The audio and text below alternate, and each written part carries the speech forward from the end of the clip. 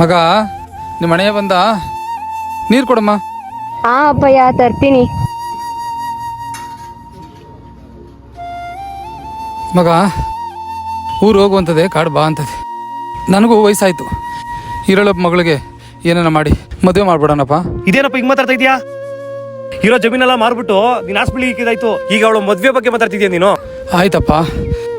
ಈ ಮನೆ ಇದೇನಪ್ಪಯ್ಯ ಮನೆ ಮಾರಿ ಬೀದಿ ಬೀಳೋಣ ನಾವು? ಯಾವ ಮದ್ವೆನೂ ಬೇಡ, ಮನೆ ಬಿದ್ದಿರ್ಲಿ ಬಿಡು. ನಮ್ಮ ಅಪ್ಪ ಹೇಳಿದನು ನಿಜನೇ. ನಾನು ದುಡುಕ್ ಮಾತಾಡ್ಬಿಟ್ಟೆ. ಇರೋಳೊಬ್ಳು ತಂಗಿ, ಅವಳು ಮದ್ವೆ ಮಾಡಿ ನ್ಯಾರ್ಗ್ ಮಾಡೋಣ. ಪುಟ್ಟ ಯಾಕಮ್ಮ ಬೇಜಾರಾಗಿದ್ಯಾ? ಏನಿಲ್ಲ ಅಣ್ಣಯ್ಯ. ಏನೋ ಎರಡು ಮಾತು ದುಡುಕ್ ಮಾತಾಡ್ಬಿಟ್ಟೆ. ಮಕ್ಕಳ ಬರೋ ಇಲ್ಲಿ.